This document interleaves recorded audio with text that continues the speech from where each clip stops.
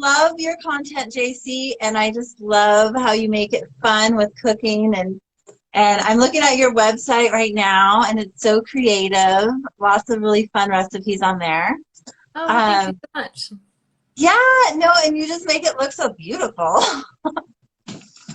So I have a lot of questions for you today, but first I wanted to just have you start off with telling us a little about your journey here. I know you've lost some weight and you have struggled with some autoimmune conditions. So yeah, tell me all about it.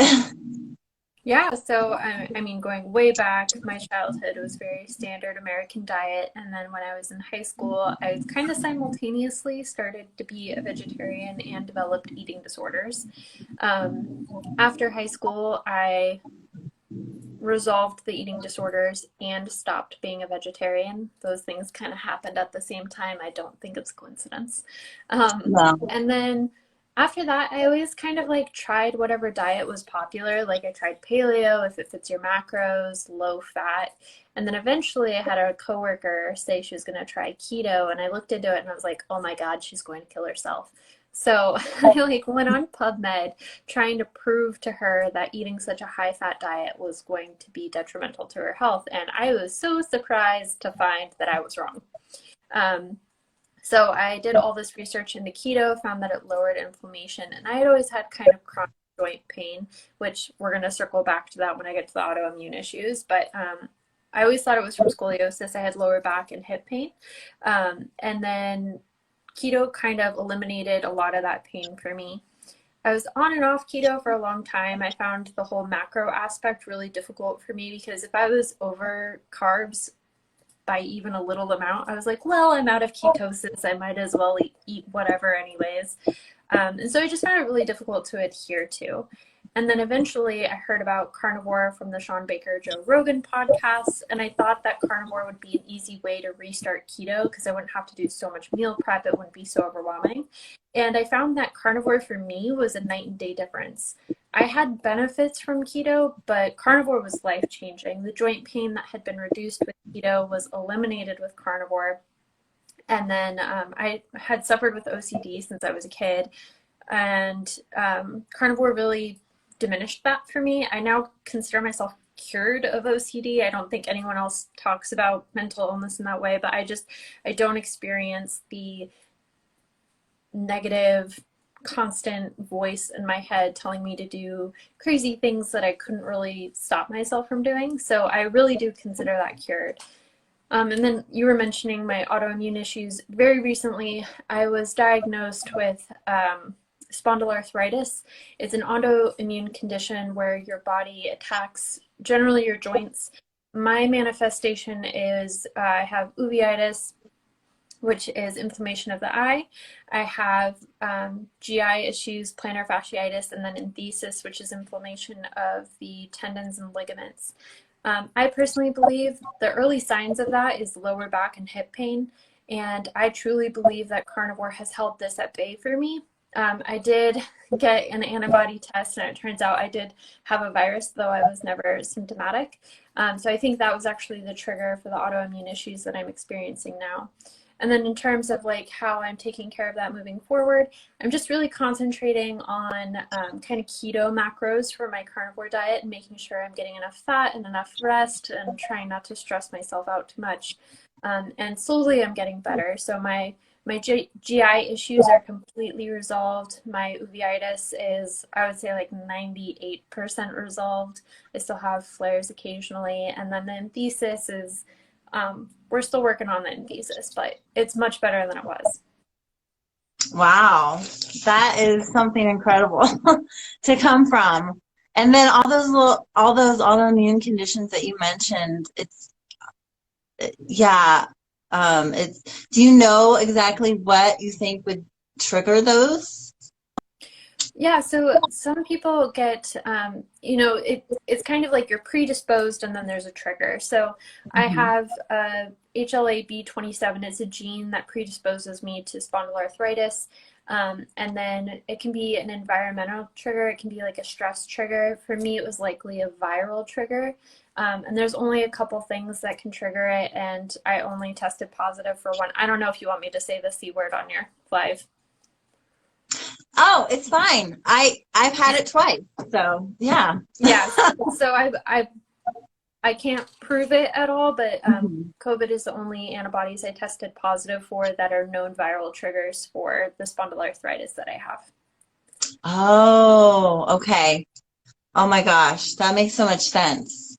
Because I'm not saying I have any of those things, but I have noticed in the last year, even though I go to the chiropractor regularly, I get massages, I do all the self-care stuff, things started flaring up for me. But I have like shoulder pain, back pain, hip, and then the foot thing that you talked about, the plantar fasciitis. I've had that for a long time too. It'll just flare up, and I've never been able to understand it. I've eliminated so many things, but the last year I was allowing more plants back in. And so that's why this month I just was like, I need to just go back to strict carnivore. And so far I'm feeling great, But yeah, we just don't know like sometimes what sets those things off. Yeah, like I said, there's no way for me to prove it. It's the only thing that really makes sense for me in terms of the timeline of my symptoms starting. But like it makes sense to me, and it made sense to my rheumatologist too. And so I've been working really closely with him trying to resolve this. And he's kind of funny. I was asking, like, is there anything else I can do to support my recovery other than just doing medication? And I think that he thought I was coming from a place of like, I'm not going to do the meds you prescribe me. But really I was just asking, like, should I be stretching? Should I be icing? Should I be whatever? And so when I told him kind of my dietary approach, he told me that a lot of people experience amazing benefits by doing no sugar, no grain. So kind of the NSNG approach. But he had never really personally worked with somebody who had done a carnivore approach before. Well, yeah, and I had noticed because I had something too flare up on my back a couple years ago, and I noticed when I would eat sugar or, I really haven't eaten grains for a long time, but the sugar, it would immediately it was throbbing, it was on fire, So there's a big connection to that. And so let's talk about what led you to do a bikini competition. And what was that journey like for you? Oh man. If you want to talk about it, whatever you want to share is fine. I'm happy to. It's just going to get a little darker than I think you might be expecting. So about 5 years ago, I was just on a YouTube black hole, how you do. And I found bikini competitors. And it was always really inspiring to me because these women put in so much time, effort, dedication, perseverance for 15 minutes on stage. And everyone thinks, oh, like you just want the glory of being on stage. But really, my biggest takeaway from the bikini competition that I did was it is every moment leading up to that moment that I remember and I am proud of. Like waking up at 4 a.m., doing the workouts, making sure I was eating the food as prescribed to me by my coach. Like all of that was the hard work and the effort. And the moment on stage was just the icing on the cake, really. It wasn't the big impetus for me doing it. I did end up working with someone. He's a PT and he's carnivore, but he had never really coached a bikini competitor before. So I think there were a few missteps towards the end of my show where I ended up, I came in a little bit too lean. I catabolized some muscle. I didn't bring the package that I wanted to the stage. And I regret that, but also it was my first competition. So I try and give myself a lot of grace around that and just focus on healing after the show, after the likely hormonal and metabolic damage I did to myself leading up to the show. I don't regret it at all. It was a huge dream of mine for so long, and carnivore really allowed me to do it prior to carnivore, my joint pain was so excessive, I really wasn't able to work out at the level you need to be competitive in a bikini competition. And so it was just amazing to be able to chase a dream that I thought I would never actually be able to. So I have no regrets in terms of doing it. Definitely, if I did do it again, I would do it much differently leading up the last couple weeks before the show.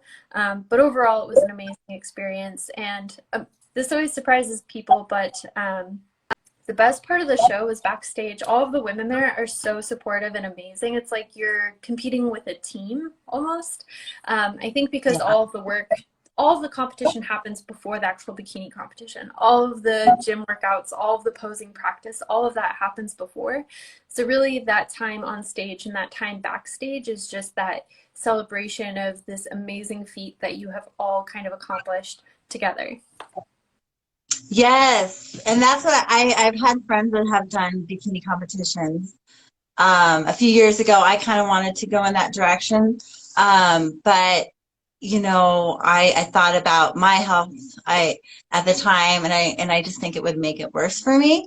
And not, I mean, there's a smart way to do it, definitely. And what would you have done different, do you think, if you were to go back? I would have given myself more time to prep. Mm-hmm. Realistically, I gave myself like, I think it was almost 10 months. But I definitely could have spent more time building muscle before starting the cut. And I think I was too focused on the cut for the entirety of my bikini prep, whereas I could have been focused on building muscle for the first like 6 months and then done the cut part just in the last 12 weeks. I also traveled a lot during that time. I moved across country, I quit my career, I left a long-term relationship. So I think all of the stress of that, like if I were to do it again, I would definitely pick a more low-key year in terms of life changes. A lot of that has so much impact on your body and your ability to build muscle. Anytime you're kind of stressing your body out like that, I think that you're impairing your ability to really build muscle and concentrate on those quote unquote gains. Yes. And I mean, and I know that you worked with Keto Savage, right? I did not. Oh, you didn't? Okay, for some reason I thought you did. Sorry. He's worked with several bikini competitors now, I believe. If I were to do a competition again, I think I'd go with him as my coach. Oh, okay. Yeah, and I have interviewed him too. And he's awesome. And I listen to his podcast a lot. But yeah, he talks about like giving yourself like almost like a year break in between, you know, competitions, and how a lot of people, you know, don't give themselves enough time and do the reverse dieting that needs to happen for your hormones and everything else, right? Yeah. And there's like for me, with the autoimmune stuff I'm experiencing now, like I have no plans to do another show. Definitely my focus and my goal right now is to get back to my normal baseline with my autoimmune issues and then kind of see what it looks like for me moving forward.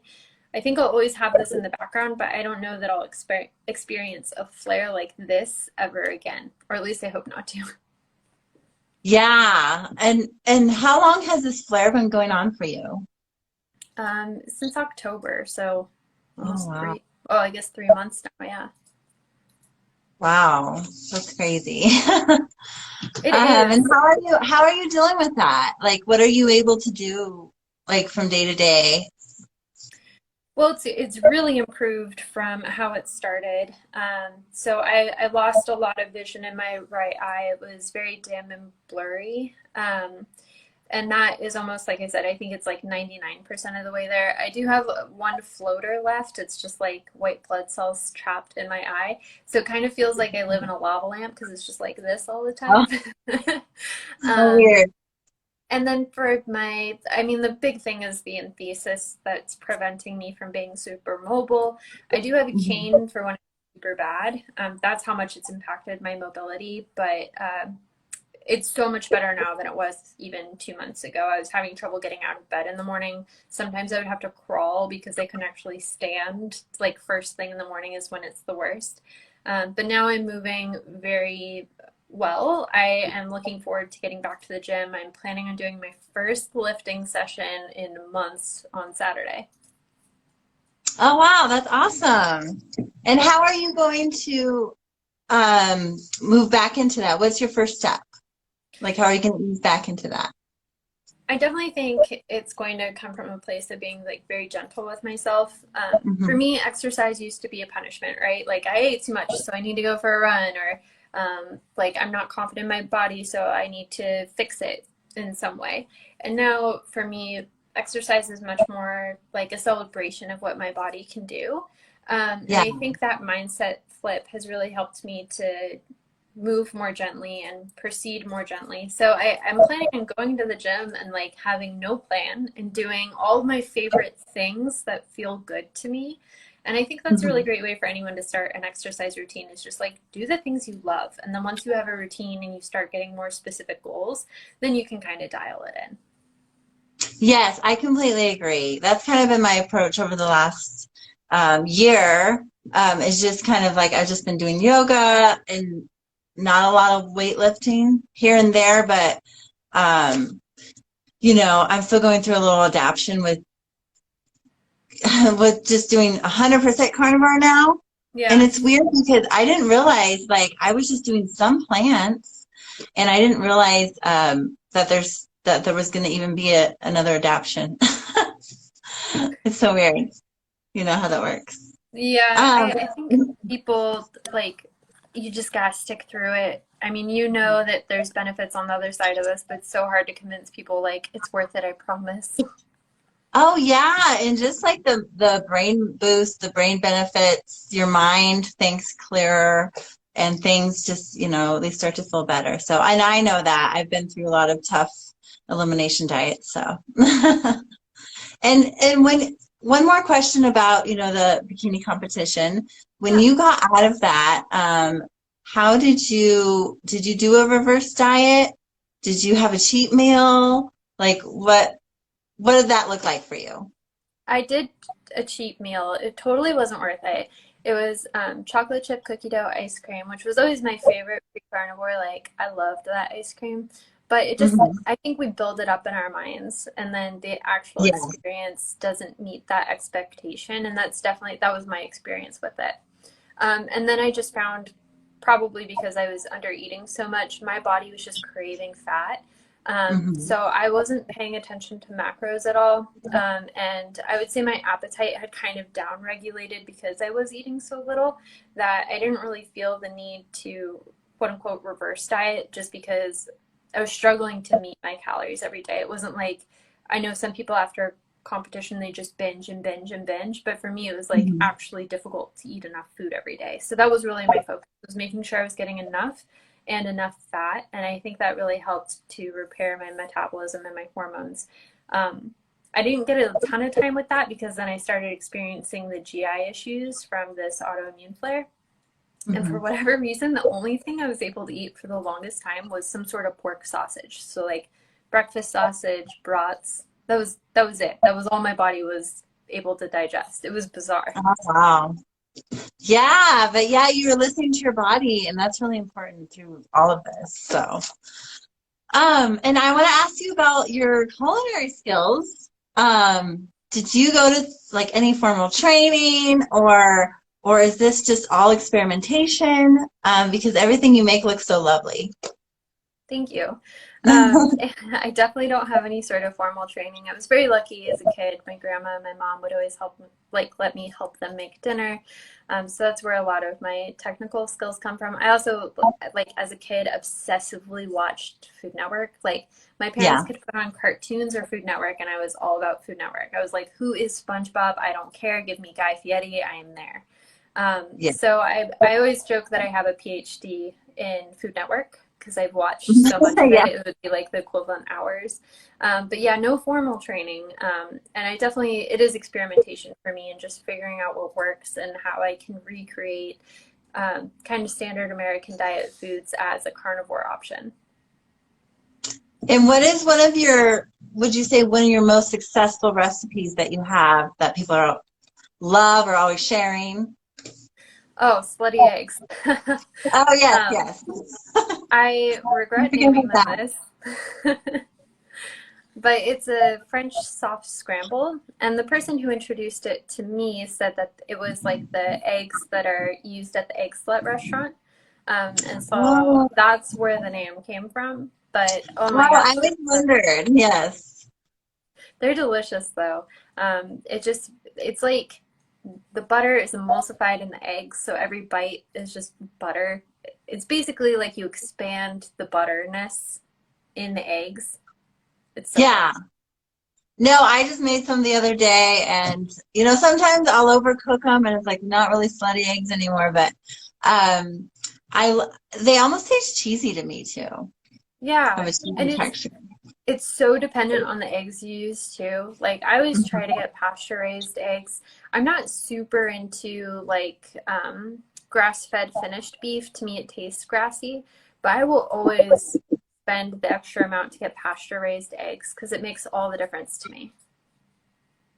Yeah, yeah, I agree. I like to get the brand Happy Eggs. For some Yes, reason, they're like the brightest and the most delicious eggs ever. I love them, And and I then, like them better than yeah, Vital Farms because I find that Vital Farms shells are just like shatter into a million pieces when you try and crack them, and it's so annoying. yes. And Cherish says hi, Keto to Carnivore. She said she had some this morning. Hi, Cherish. Well, what is your favorite recipe that you have on here? Oh man, it's kind of annoying because it's not even my recipe. But Critical Carnivore, who used to be UK Carnivore Tips, created this shepherd's pie recipe, and it is so good. My stepmom is English, so I grew up eating shepherd's pie all the time. And it was always her, like, this is like emotional blackmail, but she wouldn't ever give me the recipe. She was like, you need to come home if you want it, so I can make it for you. Um, Oh, so when he made that recipe, I was just like, yes, finally a carnivore version. yes, no, and as I'm going just straight into carnivore again, I'm looking at all your recipes and I'm like, oh wow, there's so many options here. Because sometimes you get like, I mean, that's kind of why I did add in plants again because I was getting a little, like I don't know what to make. But there are so many options out there, you just have to look for them, um, for sure. And then what is the best like dairy substitute that you would use for someone that For can't do dairy or doesn't want to do dairy? I guess it would depend on the kind of dairy. Like, are we talking like butter or milk or Oh, yeah, I was just talking cheese because for me, I just don't do a lot of cheese. I don't do well with like the protein and the cheese. But I do fine with butter. Butter's fine. okay. I would definitely recommend looking into like ghee is a really nice flavor profile. It almost reads like movie theater popcorn butter to me, so it's not exactly cheesy, but if you're just looking for something different to add variety, and even that like umami, like unctuous, fatty, meaty flavor, I think ghee is a really great way to achieve that. And then the other like big thing that tastes very cheesy to me is salt cured egg yolks. I don't know if you've tried these, Oh, but you I've never just tried them. I've heard of them. I've seen recipes and it looks like really complicated. So maybe it's it's kind of not. annoying. You just Yeah. crack an egg yolk into salt. I mean, obviously, like crack it, remove the egg white, and then put the yolk in salt. And I think it takes like 3 days. But when you're done, it's like a disc, a yolk disc, and do not bite into it. It's going to be super salty. But if you grate it over like eggs or I was gonna say a salad, but we don't eat that, like steak, it reads very cheesy. Yeah, maybe a meat salad.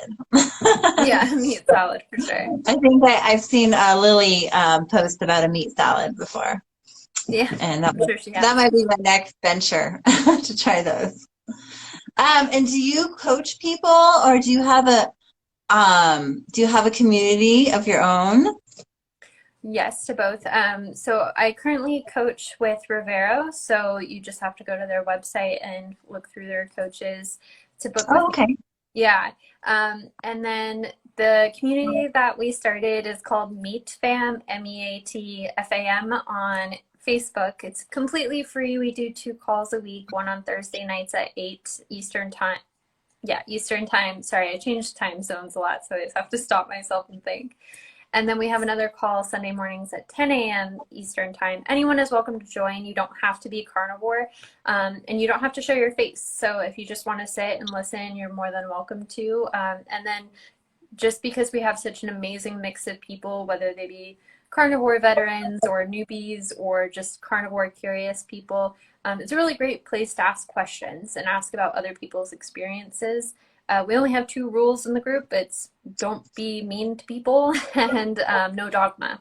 So if you are someone who has kind of like fringe carnivore questions, we'll still answer those. We'll still treat you like a member of the community, because I know that in groups I've been a part of in the past, it didn't always feel very welcoming. So that is Yeah. definitely our goal with that. Well, no, that's awesome because I think, you know, even though I don't have a lot of people around me that eat carnivore.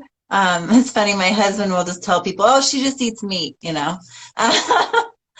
And then he seems to know people that would be like, yeah, me too, or my wife too. But we do live in Colorado, you know, so maybe there's more of that here because of the ranchers and stuff. But I feel like it's like more talked about like carnivore-ish, or you know, even just carnivore curious, and people can kind of see all of the health benefits that come along with that, and it's not so taboo anymore, you know. Mm. Yeah, and I definitely think like plugging into a community, whether it's Meat Fam or just being a part of an Instagram community or finding another group, that was night and day for me being able to be successful in carnivore, because I really felt like I had people who could relate to my experience and were in my corner. A lot of us are doing this alone and don't know anyone else who are doing carnivore, and so it can be very lonely and feel a little bit isolated. But if you can find a community that is supportive of you and your journey, like it makes the world of difference. No, it does. And you know, I'm one of those people that's very hard-headed and I don't like to ask for help. But this time I was able to take a look back and say, you know what, this time I need a community. And so I joined one, and I gotta say, like, it's been the best thing ever. Oh, that's Um, awesome. yeah, and I want to check out your community too. So I'm definitely Yeah, gonna look definitely join. into that. Yeah, because I think it really is important, because it is hard. And a lot of people like to say, well, just eat meat and drink water and whatever, like, but it's not that easy. Um, And for a lot of us, like if we are coming to the table with specific health issues, there's more nuance than that. Eating meat and drinking water is definitely going to transition you into carnivore well, but like for me with autoimmune issues, like I know that there are certain things that I can do that'll help what I'm experiencing. But if someone with, you know, different issues like hormone issues tried to do the same things that I'm doing, it could actually harm their health. So there is a point where you get to some nuance, and I think that's when it's very beneficial to work with a coach, and work with someone. Like if you can find someone who's had your experience, like whether it be GI issues or a hormone imbalance or an autoimmune condition, they're going to be able to really speak to and help you with the things that will help you and won't harm you. Because I think there's too much of like a one size fit all recommendations in the carnivore community, and I think that's detrimental to people's health, and I think that it's a very negative aspect of the carnivore community that we don't talk about enough. And I think it's just because we want to help people and we want to make people feel better, and so anything that seems appealing for the carnivore community, we tolerate, even if maybe we should speak up against it more. yeah, I wanted to ask you about that. Like, what is the biggest things that you see out there, that you think maybe is harming people like newbies who are coming in, who are just carnivore curious, like that may be deterring them from like, well, I can't do that, you know? Yeah, I mean, the two big ones I'm seeing currently is I have no problems with people incorporating plants. I recognize that I probably have to be 100% carnivore my entire life. My problem is with people who say you have to incorporate plants in order to be successful, because that's just not true. We have carnivores, like Kelly Hogan comes to mind. She's been carnivore for over 10 years and she has never regularly incorporated plants. So the people who say like you have to eat honey or you have to eat fruit, like they're just wrong, because you don't have to, for whatever reason they believe they need to, and that's fine. That's their journey. Just don't tell me what I have to do, because I know as soon as I start incorporating mass amounts of fruit, that fructose is going to make my OCD symptoms come back. And I know that. So I think that's a really negative aspect. And the other one that I really dislike is fasting. And that's because I have had now several clients who kind of bought into this extended fasting thing and had serious harm to their health. And I hate when people are like, well, they were just fasting wrong. They needed to fast better. And it's like, okay, well, if enough people are doing this wrong, maybe the actual thing is wrong. Maybe it's not the people. Maybe it's the thing. Maybe we shouldn't push the thing so much. And I'm not saying fasting is bad for everyone across the board. I actually use therapeutic fasting for my autoimmune condition to reduce inflammation. And I think that there are times when fasting is good, but I think for the majority of people, it's not necessary. And it's a very inefficient way to try and achieve. Typically, it's a weight loss goal that they're trying to achieve. But I believe it's the most inefficient and detrimental reason to do fasting is if you're looking for weight loss. It's going to give you results quickly, but it's going to cost you your health. Yeah, and I think there's a right way and a wrong way, like, to kind of go about these things. But when people say, well, I think a lot of people get into even the keto and the carnivore space now, and they think, well, I'm going to do this extreme diet. They think it's extreme. And then I got to fast, and I got to do this, and I got to do that. And then it gets to be kind of like I got to work out, like, so much. And then it gets to be like this overwhelmed thing. And then they end up like doing nothing because they're overwhelmed, burnt out, and then they wreck their hormones. And that's when they wreck their hormones. It's not because of the diet. It's because you did everything at once, but just kind of honing it in and maybe doing one thing. Do the diet first, and then incorporate these things later, And if it's appropriate for you, like I would say for the majority of people, like consistently doing extended fasting is probably not the best thing for your long-term health, especially for hormones.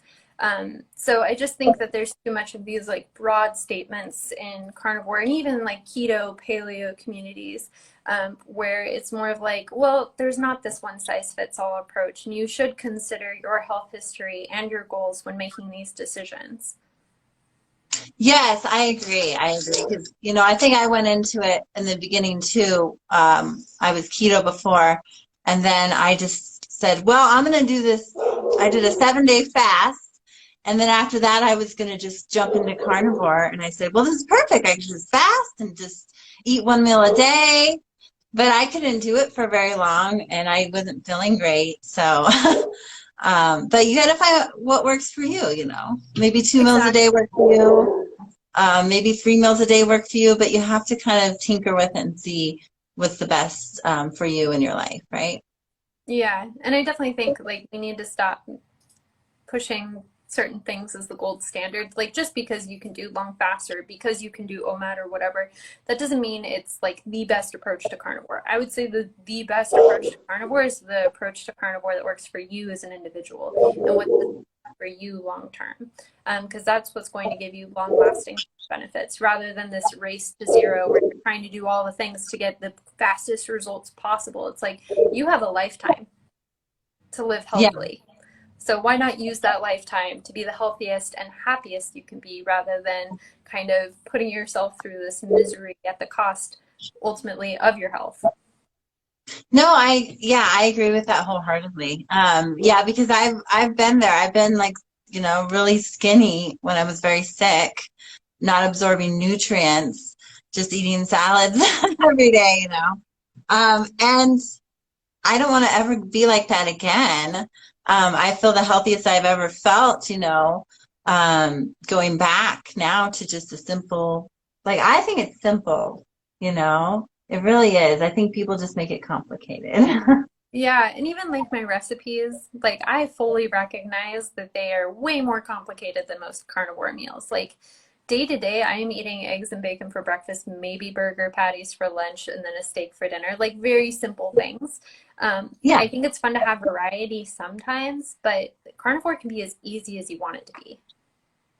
Well, no, I agree. I think it is nice to have these options though for like, you know, once in a while, or if you're entertaining people, Mm. then I think that's the big, you can pull out this card and be like, hey, I can make all these things. I want to come to Jacie's house and party because she is so creative and makes all these fun things out of carnivore ingredients, right? So what are the what other kind of things do you do to improve your mind, your health that don't involve food? Hmm. I think the biggest thing for me is doing less. Like that's gonna sound weird, but I think that I am kind of as you were saying before, is like when people start health journeys, they try and do all the things. And I am definitely, I've always been somebody who tries to do a little bit too much, and I put a lot of pressure on myself. So I think that the like positive thing that has come from this autoimmune issue is just giving myself more space and allowing myself to just be and not put all this pressure on myself to do and go and be and just exist. I always think of the quote like we're human beings, not human doings. And Oh, so I love just it. taking that, I know, right?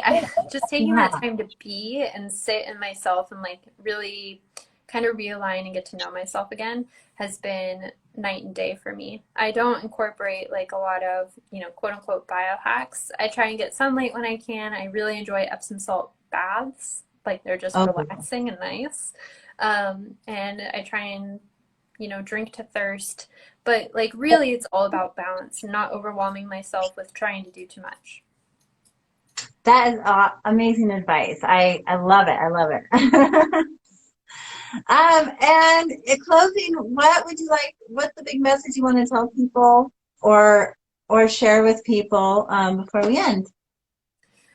I mean, just eat the meat you like, can afford, and makes you feel your best. And that's really all you need to be successful on carnivore. Like we talked about, there may be nuance later down the line, but definitely getting started. And what has always made me happiest in my carnivore diet is just eating the meat that I like, can afford, and makes me feel my best.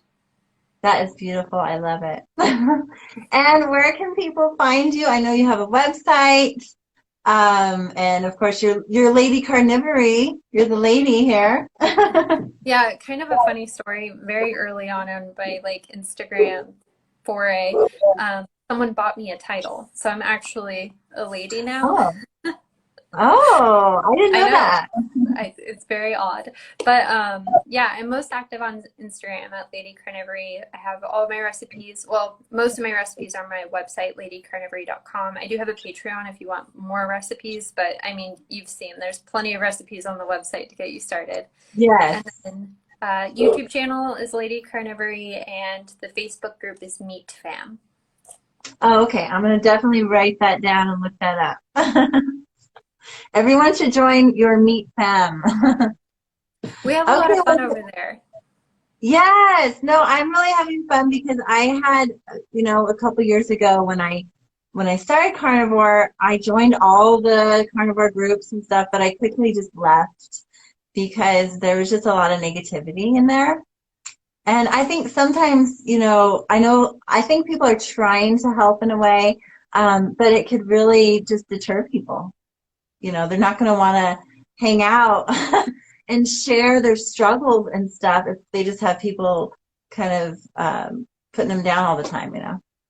Yeah, it's interesting you say that because that's very much my experience too. It's just like it's so like rigid that there's no wiggle room and there's no room to be human, right? Like you can't make a mistake. You can't struggle. You can't express that because then you're not adhering 100%. But like that's not realistic. In life, we're gonna have struggles. We're gonna have hiccups. We're gonna have temptations. And I think it's better to talk about it than to ignore it and pretend like it doesn't exist.